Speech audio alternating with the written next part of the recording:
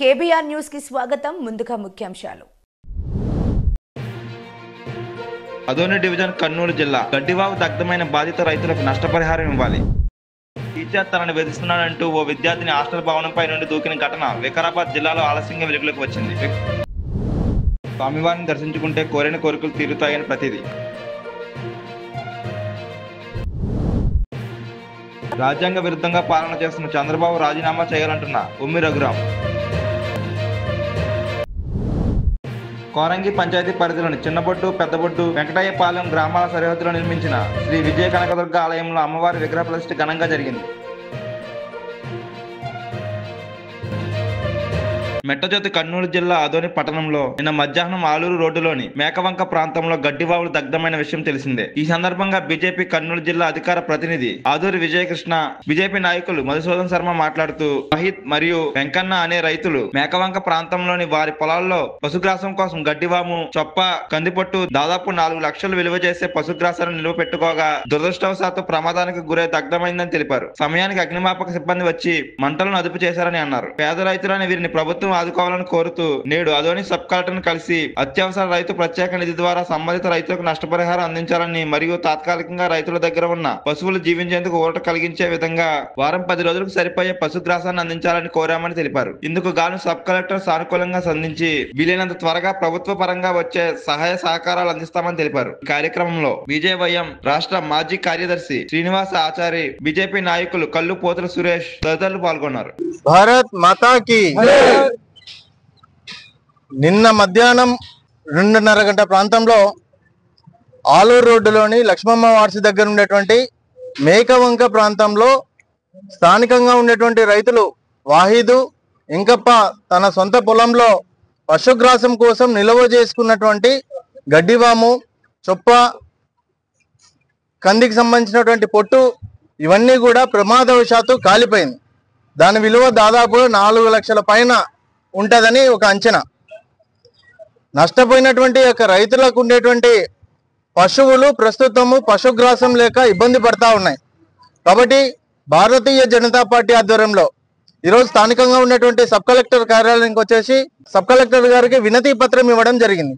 ఏమని, నష్టపోయినటువంటి రైతులకు అత్యవసరంగా రైతు ప్రత్యేక నిధి ద్వారా 4 లక్షల రూపాయల నష్టపరిహారాన్ని వాళ్ళకి అందించేటువంటి ప్రయత్నం చేయండి. అలాగే తాత్కాలికంగా పశువులకు ఊరట కోసము కొంత పశుగ్రాసాన్ని టెంపరీగా ఒక వారం 10 రోజులు బ్రతికే దానికోసం పశుగ్రాసాన్ని అందించేటువంటి ప్రయత్నం చేయండి అని సబ్ కలెక్టర్ గారికి భారతీయ జనతా పార్టీ ఆధ్వర్యంలో రిక్వెస్ట్ చేసినాము. వారు కూడా సానుకూలంగా స్పందించి ఈరోజు సాయంత్రానికి రేపటికి మనకు సమాచారాన్ని అందించి వీరికి ఎంతో కొంత సహాయం చేసేటువంటి విధంగా ప్రయత్నం చేస్తారని వారు కూడా హామీ ఇవ్వడం జరిగింది. కాబట్టి ఎక్కడ ఏమి జరిగినా రైతులందరికీ కూడా భారతీయ జనతా పార్టీ అండగా ఉంటుందని ఈ సందర్భంగా తెలియజేస్తున్నాను. భారత్ మాతాకి. వికారాబాద్ కొత్తగడ ప్రభుత్వ బాలికల సోషల్ వెల్ఫేర్ హాస్టల్లో గత నెల 24న బిల్డింగ్ లోని మొదటి అంతస్తుపై నుండి 10వ తరగతి విద్యార్థిని సబిత టీచర్ వేధింపులతో కిందకు దూకింది. ఎవరికి చెప్పొద్దని గుట్టు చప్పుడు కాకుండా ప్రైవేట్ ఆసుపత్రిలో చికిత్స చేయించారు హాస్టల్ సిబ్బంది. ఎవరికైనా చెబితే ఎగ్జామ్స్ రాయనివ్వమని భయభ్రాంతులకు గురి చేశారని విద్యార్థిని తల్లిదండ్రులు ఆరోపిస్తున్నారు. విషయం తెలుసుకున్న విద్యార్థి సంఘాల నాయకులు, విద్యార్థి తల్లిదండ్రులు హాస్టల్ ముందు ఆందోళన నిర్వహించారు. సంఘటనా స్థలానికి చేరుకున్న పోలీసులు ఆందోళనకారులకు నచ్చజెప్పారు. ఈ ఘటనపై విద్యాశాఖ అధికారులు దర్యాప్తు చేస్తున్నారు. నువ్వు ఈ స్కూల్లో చదవడం నీకు చదువు సెట్ కాదు, వెళ్ళిపోయి ఇక్కడ నుంచి బయట రౌడిజం చేయు, సీరియల్లో రౌడిజం చేయు అని అన్నారు. క్లాసుల ముందు నన్ను ఎప్పుడు ఇన్సల్ట్ చేసినా నాకు బాగా అనిపిస్తుండే, కానీ మొత్తం నన్ను డిస్కరేజ్ చేసిరు సార్ చదువులో. నేను 9th వరకు నేను మంచిగా చదివేదాన్ని, మొత్తం డిస్కరేజ్ చేసి మొత్తం సఫర్ అయిపోయినా సార్ నేను స్టడీ విషయంలో. తర్వాత మేడం అన్నారు, ఇప్పుడు గుడ్ కేటగిరీ, బ్యాడ్ కేటగిరీ అని ఉంటుంది బోనఫైడ్ పైన, నీ బ్యాడ్ కేటగిరీ అని రాసా, ఏ స్కూల్లో తీసుకోరు ఇంకా నేను అని అన్నారు. మస్తు ఫేస్ చేసిన సార్ టీచర్స్ వల్ల. ఎప్పటి నుంచి ఇది? 10th క్లాస్కి వచ్చిన సార్. 10th క్లాస్కి వచ్చిన నుంచే సార్. 10th క్లాస్ వచ్చినప్పటి నుంచి స్టార్టింగ్కి వెళ్ళి నేను మా మమ్మీ వాళ్ళకు, మా మమ్మీకి ఒకరోజు చెప్పిన సార్ అయితే నేర్చుకుంటా, నాకు ఈ హాస్టల్ ఉండబుద్ధి అయితే అంటే అట్లా ఉండబుద్ధి అయితే అని చెప్పలేను, చదువుతా మమ్మీ, కానీ ఇంత టార్చర్ చేస్తే నేను 8కి వెళ్ళి చదవాలి. నీకు ఒక్కరికి టార్చర్ చేసిరా? ఒక అమ్మాయిని ఆయన ఎవ్వరికి అంతా చెయ్యరు సార్. ఒకరోజు నాకు ఏమనిపిస్తుంది అంటే, ఒకరోజు మా మమ్మీ 8th క్లాస్లో నేను చాలా సిక్ అయినా సార్. ఇక్కడ మేడం వాళ్ళు కూర్చుంటారు సెకండ్ సాటర్డే, మా మమ్మీ అందరూ ప్రిన్సిపల్ మేడం టార్చర్ చేసింది. Vice principal madam. ఏం పేరు? శ్రవంతి. ఏమైంది అసలు చెప్పమ్మా. అయితే ఫేర్వెల్ రోజు ఒక అక్క నేను డిన్నర్ చేస్తున్నాం. గట్టిగా మాట్లాడు. ఫేర్వెల్ రోజు ఒక అక్క నేను డిన్నర్ చేస్తున్నాం. మేడం వచ్చి అన్నారు, ఏంది ఇట్లెందుకు కథలు నడిపిస్తున్నా అని అన్నారు. ఇంకా నేను ఏమన్నాను, అఖిల నేను నిన్నంట కవితనేమని నన్ను అన్నారు. సరే అని నన్ను ఏమన్నా నేను వదిలేసిన. అందరు నేను స్టేజ్ పైన సార్ వాళ్ళ గిఫ్ట్ ఇస్తున్నా. స్టేజ్ పైన ఉంటే ఆ మేడం వచ్చి అక్క వాళ్ళ అందరు ముంగలు ఎత్తురంట, నీది బ్యాడ్ క్యారెక్టర్, ఆ పిల్లలు బ్యాడ్ క్యారెక్టర్, నువ్వు బయట నుంచి వచ్చినావు, నీకేం తెలియదు ఆ పిల్ల గురించి, నువ్వు తిరగకు అని అన్నారు. ఇక నాకు మస్తు బాధ అనిపించింది. నేను ఏం చెప్పినా, మా డాడీ వచ్చిండు, మార్నింగ్ వస్తాడు, నైట్ కూడా వచ్చింది మా డాడీ. వచ్చి ఇంకా మేడంకి అడుగుతా అన్నారు, నాది ఇట్లా బ్యాడ్ క్యారెక్టర్ అయ్యింది అని నేను చెప్పిన. చెప్తే మేడం మండే రోజు వచ్చి, ఏందమ్మా ఏమన్నా అంట, మీ డాడీ నాతో చదవమాటానికి వచ్చిందా, రమ్మని మరి ఆడతాడేమో రమ్మని అని అన్నారు. ఆయన నేను ఏమనలేను. అది ఒక్క మేడం కాకుండా శ్రవంతి మేడం అని ఉంటారు. ఒకరోజు ఈవినింగ్ క్లాస్కి లేట్ అయినా సార్, నేను క్లాస్కి వెళ్ళాను, సిక్ అయినా క్లాస్కి వెళ్ళాను, ఏమైందని అడిగారు. చెప్పిన ఇట్లా మోషన్స్ అయినాయి మేడం అందుకే వెళ్ళలేదు అని అంటే, మా మేడం అంటారు, ఈ టేబుల్ తీసుకొని నేను ఎత్తి వలగొట్టైనా నేను చేరుకోతా అని అన్నారు. ఎవరికన్నా నాకు. నేను అప్పటికి ఏమనలేను. మళ్ళీ ఫేర్వెల్ రోజు ఏమేమి స్పీచెస్ ఇవ్వాలనుకుంటుర్రు అని అంటే అందరు చెప్తుర్రు ఇట్లా. నన్ను అంటుంది, నువ్వు బయట ఎవ్వరు తిరగకండి, నేను అందరు టీచర్స్లో నేను ముద్ర పడిపోయినా, నేను ఎక్కువ బయట తిరుగుతాను అయిపోయి అని ఇట్లా చెప్పు, నువ్వు స్టేజ్ పైన పోయి చెప్పాలి అని అంటారు. అందరు ముంగల నాకు ఇన్సల్ట్ అనిపించింది, మస్తు ఇన్సల్ట్ చేస్తాను మేడం వాళ్ళు. నేను కనీసం వాష్రూమ్ కానీ బయటికి వచ్చినా సరే అయిపోయి గ్రూప్లో మెసేజ్ పెడతారు, ఇంకా తబిత బయటకు వచ్చినాయి. స్టాఫ్ రూమ్లో ఎప్పుడు నా పేరే ఇంకా తబిత అని మొత్తం బయట తిరుగుతా అని ఇట్లా ఒక ముద్ర వేసేసారు. ఎవరిన్నా కానీ స్టూడెంట్స్ వచ్చి, అక్క నీ పేరు ఇట్లా స్టాఫ్ రూమ్లో మారుమవుతుంది, తబిత ఇట్లా తిరుగుతుందని మొత్తం ఇట్లా చెప్తుర్రు అక్క అని అంటారు. మొత్తం ఎగతాళి చేస్తుండే నన్ను. నా స్టడీస్ విషయంలో కూడా మొత్తం వాళ్ళు నన్ను డిస్కరేజ్ చేసారు. మేడం వచ్చి మొన్న ఎగ్జామ్ రాస్తుంటే, హిందీ ఎగ్జామ్ రాస్తుంటే వచ్చి, ఏమైనా అనుకుంటున్నావు, టెన్త్ తర్వాత ఏం చేస్తామని అడిగారు. నేను బైపీసీ తీసుకొని ఇట్లా వెటర్నరీ డాక్టర్ లేకపోతే బ్యాంక్ మేనేజర్ చేద్దామని ఇట్లా అనుకుంటున్నా మేడం అని అంటే, అదంతా సెట్ కాదు, ఇది వెటర్నరీ డాక్టర్ కూడా సెట్ కాదు, అంత పెద్ద గోల్ ఏం పెట్టుకోకు, చిన్నగా పారామెడికల్ అవి చేసుకొని వెళ్ళే సెటిల్ అవి, అంత పెద్ద ఎందుకు. ఇప్పుడు ఆమె అంటే మళ్ళీ నువ్వేం చేసుకున్నావు హాస్టల్లో? ఫస్ట్ ఫ్లోర్ నుంచి దుంకినా. ఎందుకు దుంకినావు? వాళ్ళు పెట్టేట అసలు ఏ స్టూడెంట్స్ లేదు. టార్చర్ సార్ పాపకి 5th నుంచి 9th వరకు మంచిగా చదువుతుంది, టాపర్ పాప. అన్ని మెడల్స్ గిడల్స్ అన్ని ఉన్నాయి పాపకి, సర్టిఫికెట్స్ వచ్చినాయి, అంత మంచి చదివే అమ్మాయికి మొత్తం 10th వచ్చేసరికి మొత్తం డౌన్ చేసేసారు స్టడీ పర్పస్ లా. ఎవరు చేసారు? టీచర్స్ మొత్తం. ఇక ఏమన్నా చిన్న ఏమన్నా ఇన్సిడెంట్స్ కనిపించింది అనుకో, పాపను మొత్తం టార్గెట్ చేయడము, అందరు గ్యాదర్ అయ్యి పాపను ఒక్కదాన్ని వచ్చి నీకు ఎక్స్ట్రాలు ఎక్కువైతున్నాయి, నువ్వు బయట తిరుగుతున్నావు, నీ క్యారెక్టర్ బ్యాడ్, మొత్తం బ్యాడ్ క్యారెక్టర్ చేసి, బ్యాడ్ క్యారెక్టర్ చేయడానికి ఏం చేసింది మా పాప మాకు చెప్పాలి కదా. పేరెంట్స్ గా మాకు ఇన్ఫార్మ్ చేస్తే మేము క్యారెక్టర్ ఏందో మాకు చేసుకుంటాం. నేను ఈవినింగ్ క్లాస్ కోనందుకు నీ బోనఫైడ్ లా నేను ఇట్లా బ్యాడ్ కేటగిరీ గుడ్ కేటగిరీ అని రాస్తారు. నేను బ్యాడ్ కేటగిరీ అని రాస్తే నువ్వు ఏ స్కూల్లో కూడా జాయిన్ కాలేవు ఇంకా అని అంటారు. మొత్తం ఇక మాకు చెప్తేనేమో మేము చదువు పరంగా నువ్వు కొంచెం డల్ అయినవి బిడ్డ, చదువుకోకి ఒక్క సంవత్సరం అయితే 10th అయిపోతుంది. వాళ్ళు డిస్కరేజ్ చేయడం వల్ల నా మైండ్ మొత్తం డైవర్ట్ అయిపోయింది. ఇప్పుడు నువ్వు దుంకిన తర్వాత వాళ్ళు ఏమన్నారు మళ్ళీ? ఎవరు చెప్పొద్దన్నారా? వాళ్ళు హాస్పిటల్ తీసుకెళ్లేటప్పుడు మేడం వాళ్ళకి మొత్తం గ్యాదర్ అయినంటే సార్ మొత్తం పాపని గ్యాదర్ చేసి ఒక సార్ వచ్చిర్రు, ఇద్దరు మేడం వాళ్ళు వచ్చిర్రు. అయితే కార్లు ఎక్కించిర్రు, బయట నుంచి చెప్పిర్రు, ఆమె ఇట్లా దుంకిందని చెప్పకండి, ఆడ పోయి స్టెప్స్ పైన పడ్డాయని చెప్పండి, మళ్ళీ పెద్ద ఇన్సిడెంట్ అయ్యి ఇట్లా అవుతుంది, ఇష్యూ అవుతుంది అని చెప్పారు. ఆడికి పోయిన తర్వాత ఇంకా నా లెగ్ ఫ్రాక్చర్ అయిందని నాకు తెలిసింది. మీ పేరెంట్స్ వస్తారంట. నేనే అన్నా మా డాడీకి కాల్ చేయని మేడం వస్తారు అని అంటే, సిమెంట్ పట్టి కట్టించుకుంటావా డాడీ వచ్చిన తర్వాత ఇప్పుడు అని అంటే, పేరెంట్స్ వచ్చినాక కట్టించుకుంటా అని చెప్పిన సార్. మా డాడీ ఇక్కడ లోకల్లో లేకుండా అంటే హైదరాబాద్ వెళ్ళిరంట.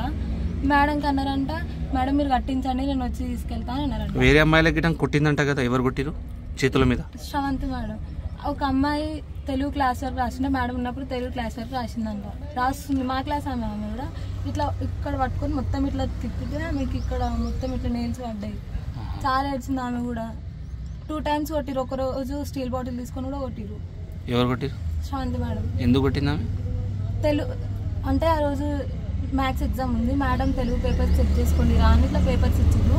ఆ పేపర్ ఆమె చూసుకుంటుంది, ఇట్లా వచ్చి ఎప్పుడు తెలియ చదువుతావా నా సబ్జెక్ట్ వద్దా అని కొట్టిర్రు. 2 times కొట్టిరు ఆమెకి. ఏ రోజు జరిగిందమ్మా ఈ సంఘటన? దుంకిన రోజు ఏ రోజు? 24th.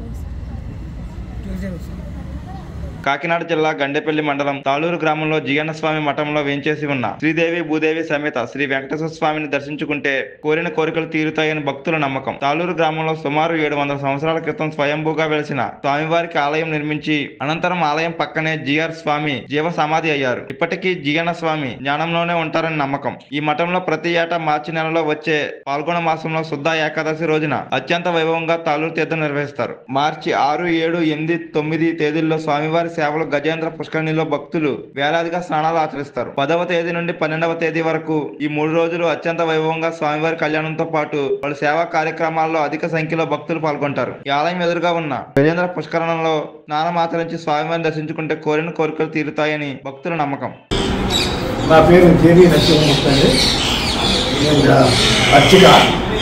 ఇది తాళూరు జియన్న స్వామి మఠం, వెంకటేశ్వర స్వామి. ఈ కార్యనిర్వహణాధికారులు ఉన్నారు. ఉత్సవ కమిటీ ఉంది.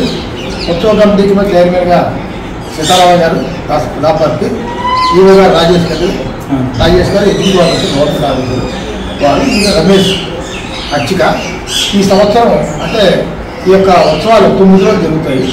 ఫేమస్ ఏంటంటే 3 రోజులు చెప్తారు, కానీ ధ్వజారోహణం 6 తేదీ పెళ్లి కొడుకు చెప్పి వెంకటేశ్వర అని ఆ రోజు ఈ ధ్వజస్తంభానికి గరుపు మందులు పైకి ఎక్కుతాడు. కొడి అంటారు తిరుపతిలో, పెళ్లి కొట్ట పైన ఉంటుంది. ఆయన 9 రోజులు దిగుతాడు. ఆయన ఎక్కడికి ఆయన 10 వ్యాక్సిన్ కానించి ఆయన దిగే వరకు కూడా ఉత్సవాలు లెక్క 9 రోజులు. అదేవిధంగా తిరుపతిలో తెప్పోత్సవాలు కదా 9 రోజులు. కోరుకుంటే 7వ తారీఖు, 8, 9 తారీఖుల్లో కార్యక్రమం నిర్వహిస్తున్నారు. 10, 11, 12 కూడా 3 రోజులు ఉంటాయి. అసలు ఏ కార్యక్రమాలు చేస్తున్నారు అన్నది ఎవరైనా చెప్తారా? జై శ్రీమన్నారాయణ. తూర్పుగోదావరి. నా పేరు ముసుగోళ్ళ వీరవేంకట రమేష్ ఆచార్యులు. తూర్పుగోదావరి కాకినాడ జిల్లా గండేపల్లి మండలం తాళూరు మఠంలో వేయించేసిన అజిగేమావళి జిఆర్ స్వామి వేయించేసిన వెంకటేశ్వర స్వామి ధ్వజారోహణ తిరుగు కళ్యాణ మహోత్సవం 6వ తారీఖు ప్రారంభమవుతాయండి. ఆ రోజు 6వ తారీఖు సాయంత్రం స్వామివారి పుటమట్టి తీసుకొచ్చి స్వామివారి హోమహత్యమాన్ని చేసి ఆ రోజు స్వామివారిని పెళ్లి కొడుకుని తయారు చేస్తాం. మర్నాడు 7, 8, 9 వరకు కూడా గ్రామోత్సవ సేవ ఉంటుందండి స్వామివారికి.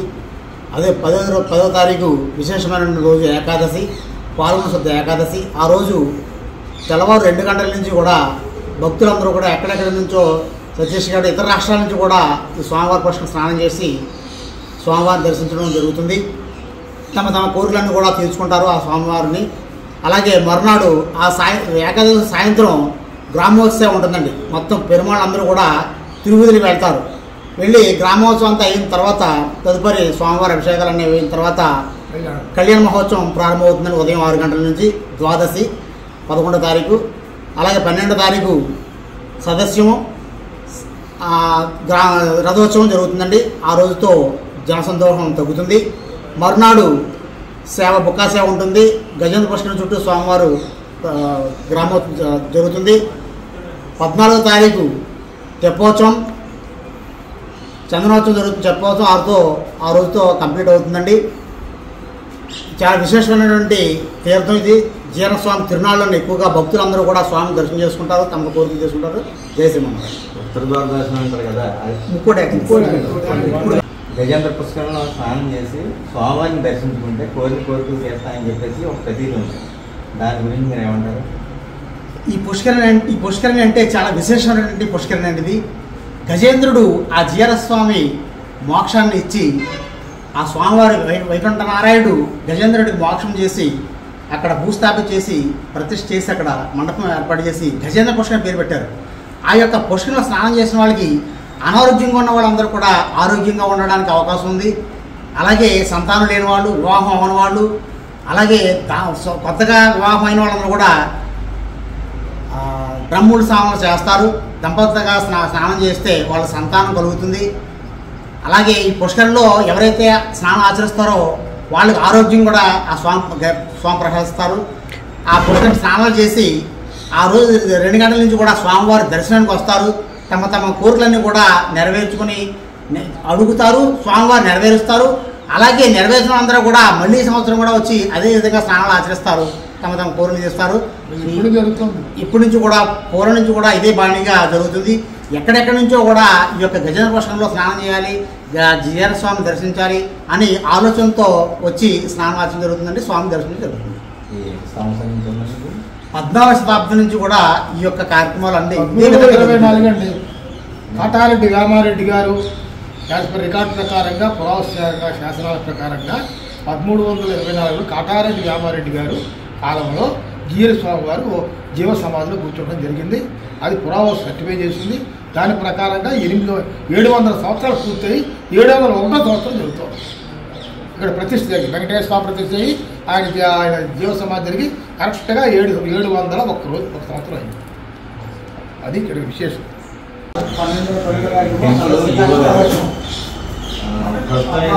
ప్రజాదారి నుంచి మొత్తం టెంపుల్ దగ్గర జరిగే తీర్థానికి మీరు ఏ విధమైన చర్యలు తీసుకుంటున్నారు? నా పేరు యు రాజేష్. నేను శ్రీ వెంకటేశ్వర స్వామి వారి దేవస్థానం తాళ్ళూరు ఈవోగా పనిచేస్తున్నాను.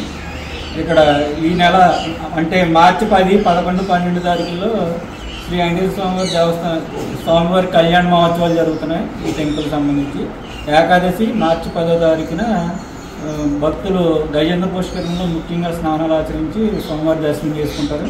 అలాగే ద్వాదశి, ఈ త్రయోదశి నాడు ఒక తీర్థం చుట్టుపక్కల గ్రామాల నుంచి వేలాదిగా భక్తులు పాల్గొంటారు. ఈ 3 రోజులు కూడా జనసందోహం నెలకొని ఉంటుంది ఈ టెంపుల్లో. ఇప్పుడు వచ్చేది 3 రోజులు కూడా వేలాది మంది భక్తులు వస్తున్నారు. వాళ్ళకి ఎటువంటి సౌకర్యాలు కనిపిస్తున్నారు? ఇక్కడ క్యూ లైన్లు ఏర్పాటు చేస్తున్నామండి. వాళ్ళకి వచ్చిన భక్తులకి వాటర్ ప్యాకెట్లు ఇటువంటి ఏర్పాటు చేస్తున్నాం. అలాగే గజేంద్ర పుష్కర్ని క్లీన్ చేయడం జరిగింది. టెంపుల్కి కలర్స్ అవి చేస్తున్నాం. ఇంకా పోలీసు గొప్ప అవును ప్రతి సంవత్సరం ఈ సంవత్సరం పోలీస్ బందోబస్తు, మెడికల్ అండ్ పంచాయతీ వారి సహకారంతో శానిటేషన్ అనే కార్యక్రమంలో చర్యలు తీసుకున్నాం.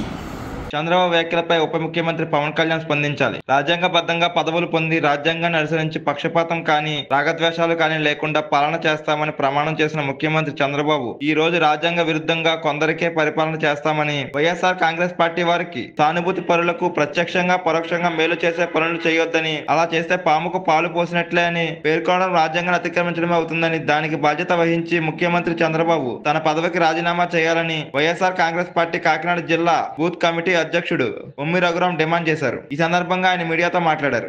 నమస్కారం. మొన్న ముఖ్యమంత్రి చంద్రబాబు నాయుడు గారు వాళ్ళ యొక్క కార్యకర్తల సమావేశంలో మాట్లాడుతూ ఈ రాష్ట్రంలో ఉన్నటువంటి వైఎస్ఆర్ కాంగ్రెస్ పార్టీకి సంబంధించినటువంటి సానుభూతి పరులకు కానీ, నాయకులకు కానీ, కార్యకర్తలకు కానీ ప్రత్యక్షంగా పరోక్షంగా ఏ విధమైనటువంటి మేలు చేసేటటువంటి కార్యక్రమాలు చేయొద్దు, అలా చేస్తే పాముకి పాలు పోసి పెంచినట్టే అవుతుంది అనేటువంటి వ్యాఖ్యలు చేయడం జరిగింది. దానికి సంబంధించినటువంటి విషయం మీద ఈరోజు నేను దాన్ని తీవ్రంగా ఖండిస్తూ మీ ముందుకు రావడం జరిగింది. ముఖ్యమంత్రి హోదాలో ఆయన చాలా సీనియర్ ముఖ్యమంత్రి అని చెప్తారు. 14 సంవత్సరాల 140 రోజులు పైగా ఆయన ముఖ్యమంత్రిగా బాధ్యతలు స్వీకరిస్తూ ఉన్నారు. నాకు తెలిసి ఈ దేశంలో 28వ స్థానంలోనో 27వ స్థానంలోనో అత్యధిక ముఖ్యమంత్రులు చేసినటువంటి ఖాతాలో ఆయన కూడా ఉన్నారు. మరి అంత విజనరీ కలిగినటువంటి నాయకుడని చెప్పుకుంటూ, అంత అనుభవం కలిగినటువంటి ముఖ్యమంత్రిని చెప్పుకుంటూ రాజ్యాంగానికి విరుద్ధంగా, ప్రజాస్వామ్యానికి విరుద్ధంగా ఆయన చేసినటువంటి వ్యాఖ్యలు మరి వైఎస్ఆర్ కాంగ్రెస్ పార్టీ తరఫున తీవ్రంగా నేను ఖండిస్తా ఉన్నాను. కారణం ఏంటంటే ముఖ్యమంత్రిగా రాజ్యాంగానికి అనుగుణంగా వీళ్ళందరూ కూడా ప్రమాణ స్వీకారం చేశారు. ఆ ప్రమాణ స్వీకారంలో చాలా క్లియర్గా పక్షపాతం కానీ రాగద్వేషాలు కానీ లేకుండా రాజ్యాంగాన్ని అనుసరించి బాధ్యతలు నిర్వర్తిస్తామని చెప్పినటువంటి మాటల్ని మరి అంత అనుభవం కలిగినటువంటి ముఖ్యమంత్రి ఏ రకంగా మరి పక్కదారి పట్టించేటువంటి ప్రయత్నం చేయడం లేదా కక్షపూరితమైనటువంటి రాజకీయాలకు తెరలేపడం చాలా దురదృష్టకరమైనటువంటి విషయం. ప్రజాస్వామ్యాన్ని నాకు తెలిసి మరి చంద్రబాబు నాయుడు గారు పార్టీల స్వామ్యంగా మార్చేసే పరిస్థితి ఈరోజు కనిపిస్తూ ఉంది. ఎక్కడైనా ఎన్నికల వరకే రాజకీయాలు ఉంటాయి. రాజకీయ పార్టీలు ఎన్నికల్లో పోటీ చేస్తాయి.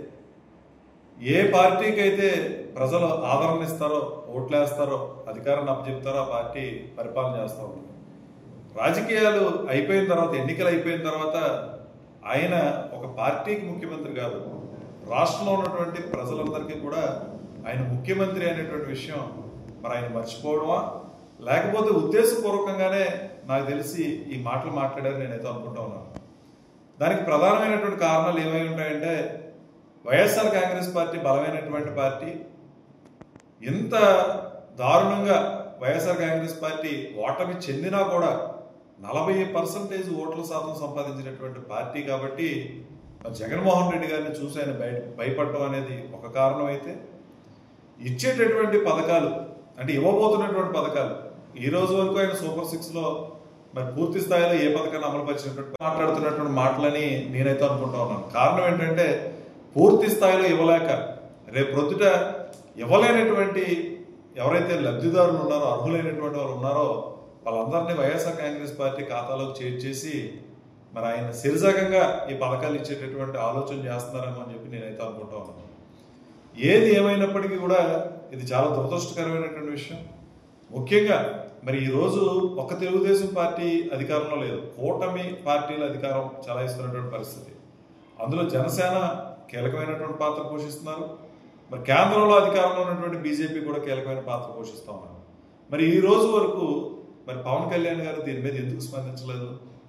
నిజంగా పవన్ కళ్యాణ్ గారు ఆలోచన కూడా వైఎస్ఆర్ కాంగ్రెస్ పార్టీకి సంబంధించి లేదా ఓటేసినటువంటి వాళ్ళకి కానీ, కార్యకర్తలు కానీ, నాయకులకు కానీ అర్హత ఉన్నా ఇచ్చేటటువంటి ఉద్దేశం లేదా జనసేన పార్టీకి కూడా, బీజేపీ కూడా దీనికి సంబంధించి పూర్తిగా సమర్థిస్తున్నారా అని వాళ్ళు కూడా మరి దీని మీద స్పందించాల్సిన అవసరం ఉంది. మేము ఒక్కటే డిమాండ్ చేస్తా ఉన్నాం, మీరు రాజ్యాంగబద్ధంగా పరిపాలన చేస్తూ రాజ్యాంగబద్ధంగా పదవులు పొంది రాజ్యాంగానికి విరుద్ధంగా మీరు పాలన చేస్తూ ఉన్నప్పుడు మీరు పరిపాలన చేయడానికి మీకు అర్హత లేదు. ముందుగా చెబితే ఈ రాష్ట్రంలో ఉన్నటువంటి ప్రజలందరికీ కూడా క్షమాపణ చెప్పాల్సిన అవసరం ఒకటి ఉంది.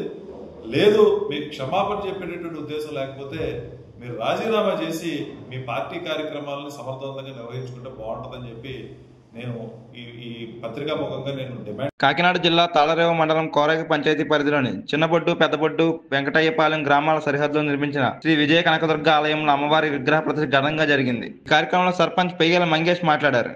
ఈరోజు కోరంగి పంచాయతీలో ఉన్నటువంటి చిన్నబొడ్డు వెంకటయ్యపాలెంలో శ్రీ విజయ కనకదుర్గ అమ్మవారి ఆలయాన్ని సుమారు 50 లక్షల రూపాయలతో గ్రామస్తులందరి సహకారంతో ఇవాళ నిర్మించడం, ఇవాళ అమ్మవారి ప్రతిష్ఠ చేసుకోవడం జరిగింది. ఈ ప్రతిష్టకు గ్రామస్తులందరూ అభిమానంతో ఆహ్వానించి కార్యక్రమానికి పిలవడం జరిగింది. ముఖ్యంగా ఈ ఆలయం నిర్మాణంలో సహకరించినటువంటి దాతలందరూ దీనికి ప్రత్యేకంగా బొడ్డు సత్యనారాయణ గారికి కృతజ్ఞతలు తెలియజేయాలి. ఎందుకంటే ఈ రెండు గ్రామాలకి, చిన్నబొడ్డు కానీ పెద్దబొడ్డు కానీ, ఈ గ్రామాలకి ఒక పెద్ద దిక్కుగా ఆయన ఉంటూ ఆధ్యాత్మికంగా గొప్ప సేవ చేస్తూ ప్రజలందరికీ కూడా ఆధ్యాత్మికం వైపు మరలిస్తూ ఇవాళ ఈ ప్రాంతంలో మంచి సేవ చేస్తున్నటువంటి బొడ్డు సత్యనారాయణ గారిని మనస్ఫూర్తిగా నేను కృతజ్ఞతలు తెలియజేస్తున్నా. ఎందుకంటే మత్స్యకార గ్రామాల్లో నిరక్షరాస్యత ఎక్కువ ఉంటుంది, దీనివల్ల చెడు వ్యసనాలకు ఎక్కువ మంది లోనవుతూ ఉంటారు. అలాంటి గ్రామంలో వాళ్ళందరినీ కూడా ఒక ఆధ్యాత్మికం వైపు మళ్లిస్తూ ఇక్కడ ఒక ఆశ్రమాన్ని కూడా స్థాపించి ఆయన ఈ ప్రాంతంలో ఉన్న ప్రతి ఒక్కరికి కూడా మంచి చెడ్డలు చెప్తూ ఆధ్యాత్మికంగా వాళ్ళందరికీ కూడా మంచిని ఆయన ప్రబోధిస్తూ ఆయన చక్కటి సేవ చేస్తున్నందుకు బొడ్డు సత్యనారాయణ గారిని మనస్ఫూర్తిగా కృతజ్ఞతలు తెలియజేస్తాం. అలాగే ఈ ఆలయం నిర్మాణానికి కూడా బాధ్యత ఆయన మీద తీసుకుని ఇవాళ అత్యంత సుందరంగా అమ్మవారి ఆలయాన్ని నిర్మించి ఇవాళ ప్రతిష్ఠ చేసి వాళ్ళ గ్రామంలో ప్రతి ఒక్కరికి ఇవాళ సహకారంతో ఈ ఆలయాన్ని నిర్మించారు. వాళ్ళ అమ్మవారి ఆశీస్సులు ఈ గ్రామస్తులకే కాకుండా ఈ చుట్టుపక్కల ప్రాంతాల్లో ఉన్న ప్రతి ఒక్కరికి కూడా అమ్మవారి ఆశీస్సులు ఉండాలని ఇవాళ నన్ను ఈ కార్యక్రమానికి ఆహ్వానించిన గ్రామస్తులకి, గ్రామ కమిటీ ఎవరైతే ఈ యూత్ సభ్యులకు కానీ, అలాగే భైరవ స్వామి, అలాగే ప్రతి ఒక్కరికి పేరు పేరున ప్రతి ఒక్కరికి కూడా వాళ్ళకి కృతజ్ఞతలు తెలియజేస్తూ ఈ అమ్మవారి ఆశీస్సులతో ఈ గ్రామం సుభిక్షంగా ఉండాలని, అలాగే ఇక్కడ ఉన్న కుటుంబాలందరికీ కూడా మంచి జరగాలని చెప్పి అమ్మవారిని కోరుకుంటూ మీ మనిషిగా సెలవు తీసుకుంటాం.